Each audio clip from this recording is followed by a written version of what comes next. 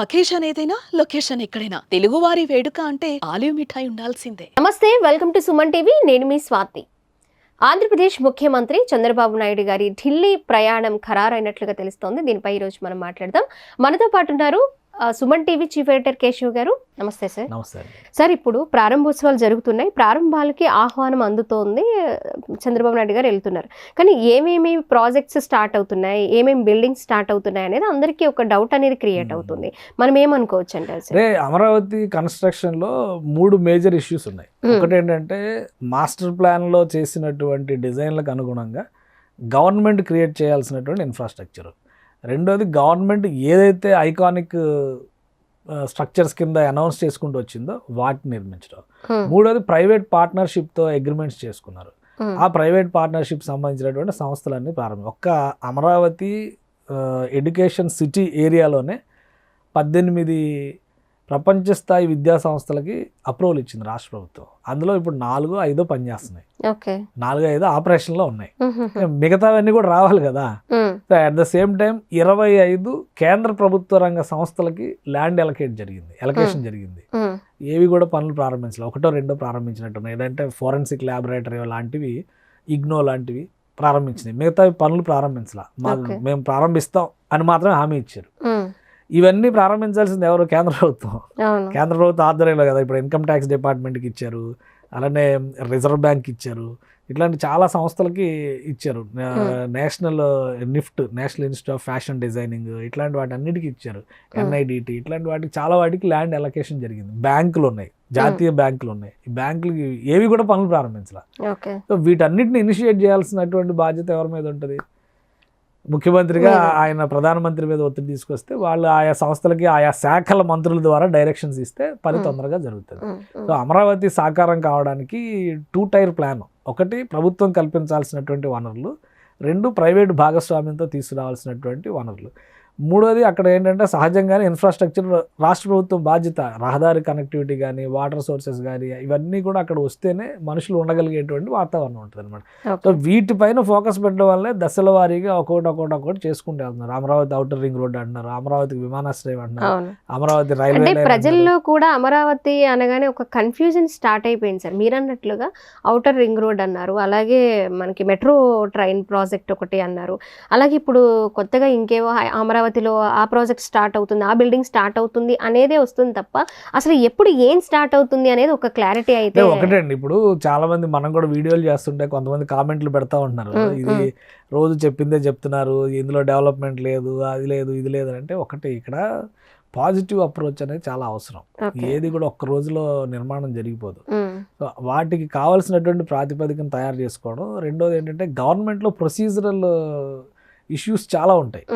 ఒక ఇల్లు కట్టాలన్నా కానీ గవర్నమెంట్లో చాలా ప్రొసీజర్ ఉంటుంది. ఆ ప్రొసీజర్ చేయడానికి నెలల తరబడి సమయం జరిగిపోతుంది. అమరావతి తాత్కాలిక భవనాలు కట్టడానికి 5 ఏళ్ళు అయిపోయింది సార్ అప్పట్లో. ఇప్పుడు శాశ్వత భవనాల నిర్మాణంతో కొన్ని కొత్త ప్రాజెక్టులు కూడా తీసుకొస్తూ ఉన్నప్పుడు ఇంకాస్త ఎక్కువ టైం పట్టే అవకాశం. అందుకనే 3 ఏళ్ల టైం పెట్టారు. ఇప్పుడు 3 ఏళ్ల టైం ఎందుకు పెట్టారంటే హైటెక్ సిటీని హైదరాబాద్ లో 11 నెలల్లో కట్టారు. చంద్రబాబు నాయుడు గారు కూడా కొన్ని నిర్మాణాలు ఆంధ్రప్రదేశ్లో, ప్రస్తుతం ఉన్న ఆంధ్రప్రదేశ్లో కూడా 11 నెలలు టార్గెట్ పెట్టి విశాఖలో కట్టినవి ఉన్నాయి, విజయవాడలో కట్టినవి ఉన్నాయి. విజయవాడలో నేషనల్ ఇన్స్టిట్యూషన్స్ కొన్ని కట్టారు. తాడేపల్లిగూడెంలో ఎయిమ్స్ ఎంత పెద్ద వ్యవస్థ కట్టారు, అది కూడా మొత్తం మీద 2.5 ఏళ్లలో కట్టారు.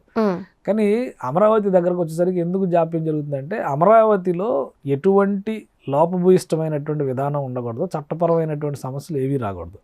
వాటిని దృష్టిలో పెట్టుకుని ఒక కొత్త నగర నిర్మాణమే జరుగుతుంది కాబట్టి అక్కడ ప్రణాళికబద్ధమైనటువంటి ఆచరణలో వెళ్ళేటువంటి సమయంలో కొంత టైం ఎక్కువ తీసుకుంటున్న మాట వాస్తవం. అందుకే చాలామంది సంవత్సరం వేస్ట్ చేశారు, అప్పుడే 4 ఏళ్ళు ఉంది ఇంకా, ఇవన్నీ కామెంట్స్ చేస్తున్నారు. అది వాళ్ళ పాయింట్ ఆఫ్ వ్యూలో కరెక్టే కావచ్చు, కానీ ప్రభుత్వం కోణంలో చూసినప్పుడు మనం ఎంత వేగంగా చేయాలన్నా కానీ ప్రొసీజర్ని డీవియేట్ అయ్యి చేయడానికి అవకాశం ఉండదు. ఒకవైపు వైసీపీ కూడా అంటుంది సార్, అన్ని వేల కోట్లు, 60,000 కోట్లు, ఇన్ని వేల కోట్లు వచ్చిన పెట్టుబడులన్నీ కూడా మీరు అక్కడ ఒకే చోట ఇన్వెస్ట్ చేస్తారు. జగన్మోహన్ రెడ్డి గారు నేను బటన్ నొక్కడానికి 2 లక్షల కోట్ల రూపాయలు ఇచ్చారని చెప్తున్నారు ఆయన.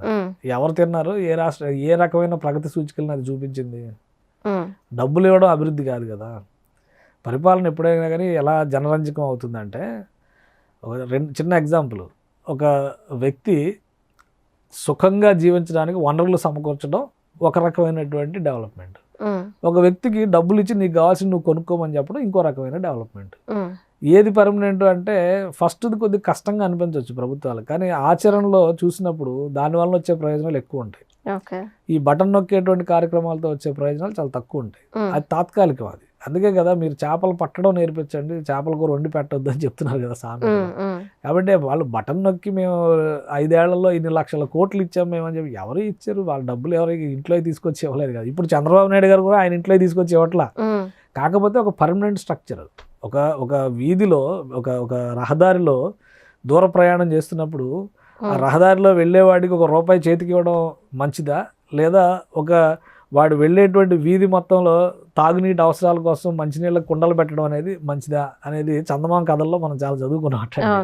సో ఏది మంచి అనేది జనం విచక్షణ మీద ఆధారపడి ఉంటుంది. ఈ షార్ట్ టర్మ్ బెనిఫిట్స్ దృష్టిలో పెట్టుకొని మాట్లాడడం కాదు. అమరావతి అనేది ఒక రాజ్యానికి సంబంధించినటువంటి రాజధాని నిర్మాణ వ్యవస్థ. అది 2000 సంవత్సరాల చరిత్ర ఉంది అమరావతికి. అమరావతి అంటే చాలామంది ఈ అమరావతి కాదు ఆ అమరావతి అంటారు. అమరావతి లెగసీని కంటిన్యూ చేయడం కోసం. ఇప్పుడు హైదరాబాద్ అంటే ఏదని చెప్పాలి మనం? ఇప్పుడు ఉన్నది హైదరాబాద్ కాదు కదా. చార్మినార్ దగ్గరికి వెళ్ళి ఇదే హైదరాబాద్ అని మనం చెప్పలేం కదా. ఇంకా చెప్పాలంటే ఆయన కులీ కుతుబ్ షా చిచ్చలం అనేటువంటి విలేజ్కి వెళ్ళాడు. మూసీ నది దాటి ఆ విలేజ్కి వెళ్ళాడు. అదే హైదరాబాద్గా పురుడు పోసుకొని మహానగరం అయిందని చెప్పాయి. అది చిచ్చలం విలేజ్ అని మనం ఇప్పుడు అనలేం కదా. కాబట్టి చరిత్ర మారుస్తుంది. ఎక్కడో చైనా నుంచి పడవలు వేసుకొని షిప్లు వేసుకొని విజయవాడ వరకు పడవల్లో వచ్చి విజయవాడను వెజ్జువాడ అని పిలిచేవాడు. వెజ్జు అంటే డాక్టర్, వైద్యుడు అని.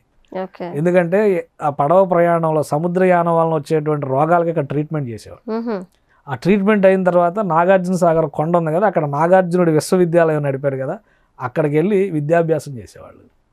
అప్పుడు చరిత్రలో ఏది మహానగరం అని మనం చెప్తాం? ఆ లెగసీని గుర్తుపెట్టుకునేలాగా అమరావతి అని ఒక పేరు పెట్టారు. దాని పరిసరం ఇంకా చెప్పాలంటే అమరావతిలో వెలగపూడికి పక్కనున్న మందడంలో ఒక శాసనం ఉంది. రాణి రుద్రమదేవికి అక్కడ పట్టాభిషేకం జరిగిందని ఆ శాసనం చెప్తుంది, మనం చెప్తుంది కాదు. అది రాణి రుద్రమదేవి అంటే కాకతీయులకి సంబంధించి తెలుగువారి వైభవానికి సంబంధించినటువంటి ప్రతీక. దాదాపు 700-800 సంవత్సరాల చరిత్ర. అది అంతటి ప్రాభవం ఉన్నటువంటి ప్రాంతం. ఒక మహానగరంగా రూపాంతరం చెందేటువంటి క్రమంలో కొన్ని ఉంటాయి బాలారిష్టాలు అంటారు కదా, వాటిని అధిగమించేటువంటి ప్రక్రియలో భాగంగానే ప్రభుత్వం ఇప్పుడు కష్టాలు పడుతుంది. గత 5 ఏళ్లలో తప్పులు సరిచేసి ఆ విధంగానే ముందుకెళ్ళి ఉంటే కనుక వేరేగా ఉండేది. తప్పులు ఉన్నాయని భావించారు కాబట్టి. అలా కాదని తలలు తీసేస్తామని చెప్పని 3 ముక్కలు చేయడం అనేది పెద్ద రాద్ధాంతానికి కారణమైంది. ఇప్పుడు ఏంటంటే మరొకసారి సమస్య రాకూడదు అనేటువంటి కోణంలోనే ప్రభుత్వం ప్రయత్నాలు చేస్తూ వెళ్తుంది. సుమన్ టీవీలో మీ పర్సనల్ అండ్ బిజినెస్ ప్రమోషన్స్ కోసం కింది నెంబర్కి కాంటాక్ట్ చేయండి.